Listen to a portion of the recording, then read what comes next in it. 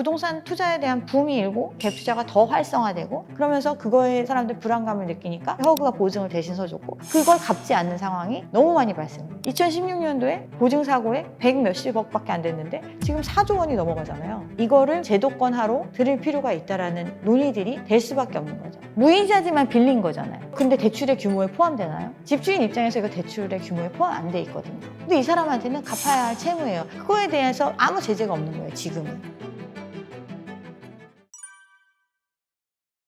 내용을 보면 이제 전세 계약이 보통 이제 2년 단위로 하다 보니까 2년 플러스 2년 해서 계약갱신 청구권이 도입이 되고 4년 정도가 이제 보장되는 형태 이랬었는데 이걸 이제 기본 3년으로 하고 3 플러스 3 해가지고 9년까지 계약갱신을 청구할 수 있다라는 내용으로 계약갱신 청구권에 대한 확대 내용이 포함이 되어 있습니다. 9년 동안 새로운 세입자를 들이는 것 자체가 만약에 이제 그 지역이 전세값이 많이 올라가게 된 상태인데 기존 사람이 살고 있으면 올릴 수 있는 폭이 이제 제한이 되다 보니까 더 많이 대출을 땡길 수가 있는데 그 부분이 제약이 되는 상태가 되는 거죠. 그리고 내가 이제 매매를 하려고 하는 경우에도 실질적으로 이제 전세를 끼고 매매하는 형태가 조금 어려워질 수 있는 이런 것들 때문에 제한이 있는데 전세라는 거에 대해서 이제 시대적으로 이 부분에 대해서도 안전장치를 마련해야 된다라는 것에 대한 공감대가 좀 형성이 된 것 같아요. 그러니까 전세금이라는 거는 세입자 입장에서는 무이자로 집주인한테 목돈을 빌려주고 그 대가로 집을 이용하는 형태. 그리고 집주인 입장에서는 다른 걸 통해서 이제 금융이자를 내는 게 아니라 대출을 최대한 받을 수 있는 것보다 더 많은 거죠, 어떻게 보면. 그렇게 이제 전세금을 활용해서 집을 매입할 수 있는, 유지할 수 있는 수단이 될 수 있는 이런 방법 때문에 이제 유지가 됐던 건데 결국에는 민간 사금융이잖아요. 개인과 개인 간에 돈을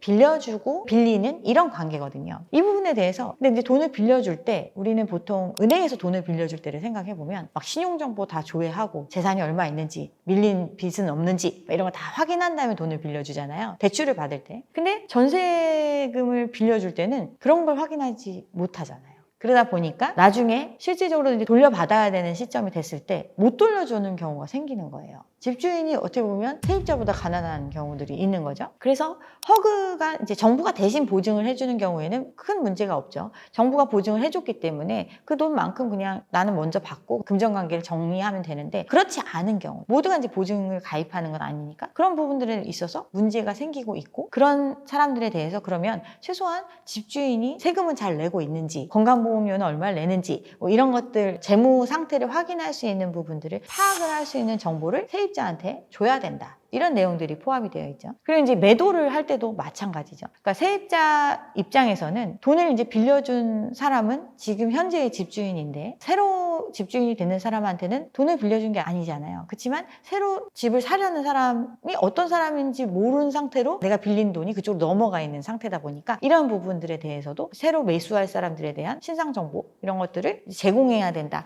이런 내용들을 이제 포함한 법안이 발의가 된 거죠. 그래서 이제 좀 사람들이 난리가 난 거죠. 결국 전세금을 돌려줄 수 있는 능력에 대해서 그동안은 집값이 있으니까 라고 얘기를 하면서 크게 문제 삼지 않았는데 은행에서도 집담보로 빌려줄 때도 신용정보 조회 다 하잖아요. 그런 것처럼 이 전세금을 빌려주는 거에 대해서도 최소한의 재무 상태를 파악할 수 있는 자료를 제공해야 된다. 이런 개념으로 이번 법안이 발의되지 않았나 생각이 듭니다.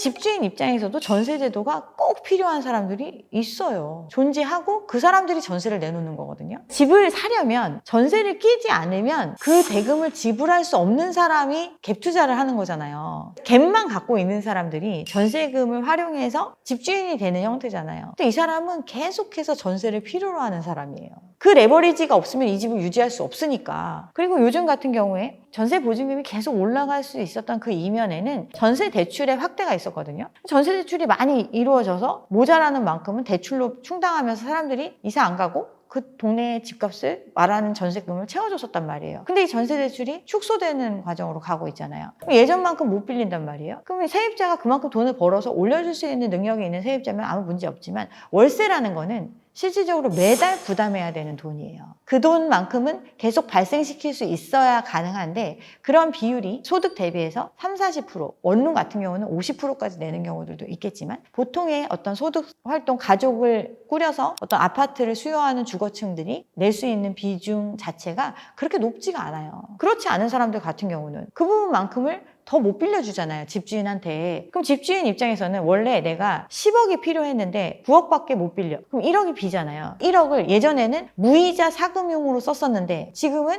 이자가 있는 금융을 써야 되겠죠. 그러면 그만큼은 못 낸 사람한테 받으려고 하겠죠. 그러니까 반전세화 되는 거죠. 그리고 전세금 자체가 변동이 있는 지역들 같은 경우는 이걸 내가 돌려줄 능력이 되면서도 실제 시세보다 현저히 낮은 금액이기 때문에 나머지는 월세로 돌리겠다, 이런 사람이 있을 거고. 그런데 대부분의 전세나 월세를 주고 있는 사람들은 자기가 주거하는 비용들은 이 전세금을 활용해서 자기가 원하는 곳에 가서 살고 있죠. 아니면 추가적인 돈을 가지고 이걸 돌려줄 수 있으면 아무 문제 없는데 돌려줄 수가 없는 거예요. 그리고 굉장히 지역적으로 차이가 크거든요. 최근에 강남 같은 경우에 입주 대란이 발생을 했었죠. 지금 어떻게 되는지 모르겠지만 거기 같은 경우도 시세 대비해서 절반밖에 안 되는 분양 가격을 지불하기 위해서는 돈이 필요하잖아요. 대출 아니면 세입자를 껴야 되는데 그렇게 세입자를 낄 수 있을 줄 알았죠. 그 필요한 만큼을 다. 근데 소유권 이전부 전세 대출이 막히니까 거기 강남을 수요하는 사람들조차도 일부를 대출받지 않으면 못 들어오는 정도의 전세금이 형성되어 있었던 거예요. 그러니까 실질적으로 그걸 채워줄 수 있는 사람이 쭉 줄어들었어. 그런데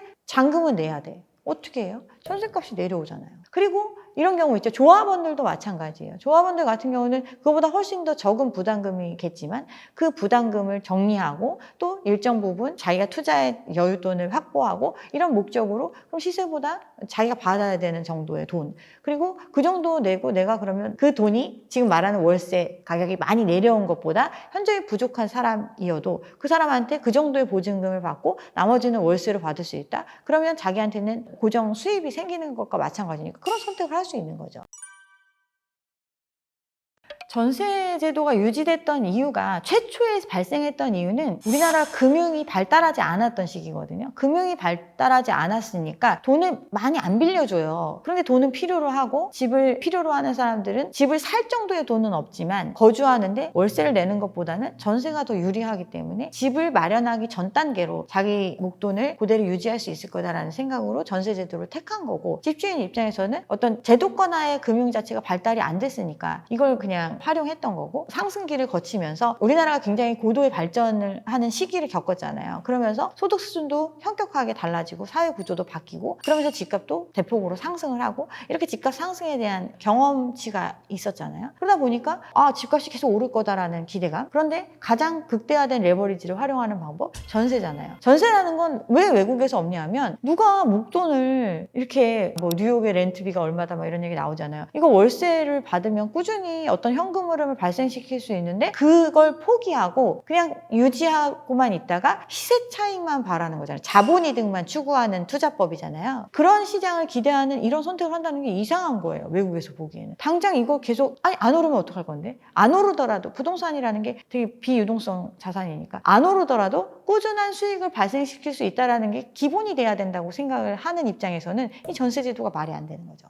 근데 세입자 입장에서는 당장 월세를 부담하는 것보다는 좀 싼 가격에 부담할 수 있으니까. 그런데 맹점은 있죠. 목돈을 빌려줬다가 떼이는 경우가 생기는 거죠. 그래서 오피스텔 전세에 그런 경우들이 많은데, 오피스텔 같은 경우는 갭이 막 1,000만 원, 500만 원 이렇게밖에 안 되잖아요. 나는 월세 내기 싫으니까 전세로 들어갈게 해서 전세를 들어갔는데 500만 원, 1,000만 원의 집주인이 1억을 전세 내는데 500만 원, 1,000만 원을 가지고 집주인이 된 사람이 이 1억을 돌려줄 수 있는 능력이 없잖아요. 그래서 경매 넘어가면 이게 가격이 계속 떨어지면 전세금도 못 돌려받는 상태, 이사도 못하고 그 집에서 그냥 계속 유지해야 되는 이런 리스크가 있는 거죠. 돈을 못 돌려받을 수도 있다는 리스크가 존재하는 상품이에요. 근데 그거를 나라에서 보증해 줄 테니까 계속 유지하겠다 이렇게 간 거였는데, 나라에서 보증해 줄 때는 이 정도로 전세 보증 사고가 많지 않았어요, 실질적으로. 그런데 어떤 부동산 투자에 대한 붐이 일고 과열이 되고 그러니까 갭 투자가 더 활성화되고, 여러 채를 가지려면 갭 투자밖에 방법이 없잖아요. 그러다 보니까 갭 투자가 막 성행이 되고 그러면서 그거에 들어가는 사람들 불안감을 느끼니까 정부 보증을 받고 그게 허그가 보증을 대신 서줬고 그걸 갚지 않는 상황이 너무 많이 발생을 해요. 2016년도에 보증사고에 100 몇십억밖에 안 됐는데 지금 4조 원이 넘어가잖아요. 몇 조 원 단위로 지금 늘어났고 그래서 허그가 적자 상태로 빠지고 이런 상태로 가고 있어요. 그만큼 이 민간끼리 맺어왔던 계약, 서로의 니즈에 의해서 맺어왔던 이 계약 자체가 유지 가능성이 굉장히 떨어지는 상태로 가고 있고 이거를 그러면 제도권화로 들일 필요가 있다라는 논의들이 될 수밖에 없는 거죠. 그래서 계속 이제 전환이 되는 건데 빌린 거라 했잖아요. 무이자지만 빌린 거잖아요. 그러면 이거 근데 대출의 규모에 포함되나요? 집주인 입장에서 이거 대출의 규모에 포함 안 돼 있거든요. 근데 이 사람한테는 갚아야 할 채무예요. 누군가 다른 사람을 채워넣지 않으면 갚아야 될 채무인데 그거에 대해서 아무 제재가 없는 거예요, 지금은. 이런 전세제도 거기에서 발생하는 피해를 보는 사람들은 실제로 무주택의 집을 사용하려고 했던 사람들인데 그 사람들을 구제해 주는 것도 한계가 있는 거예요. 그러니까 이런 부분들이 계속 유지돼야 하는가에 대한 문제의식들이 계속 제기가 되는 거고 사라져야 된다라는 의견들도 나오는 거죠. 근데 사라지려면 집주인이 이걸 다 돌려낼 수 있는 능력을 갖춰야 사라지겠죠. 그러니까 점차 반전세가 확산되는 이유 자체도 이게 점차 줄어드는 과정. 네, 머니인사이드 진짜 오래간만에 나왔는데요. 제가 이번에 책을 하나 냈습니다. 책 제목은 굉장히 중립적으로 부동산 최저점을 읽는 핵심 수업으로 되어 있는데 실질적으로 이 시장에서 일어나는 과열 현상들에 대해서 이러이러한 시그널들을 좀 확인하면 이런 것들이 전부 다 하나의 지점을 가리키는 시점이 오니까 그때 최저점에 집을 매수할 수 있는 타이밍을 잡을 수 있을 것이다 라는 내용으로 좀 준비해 봤는데 관심 가져주셨으면 좋겠습니다. 감사합니다.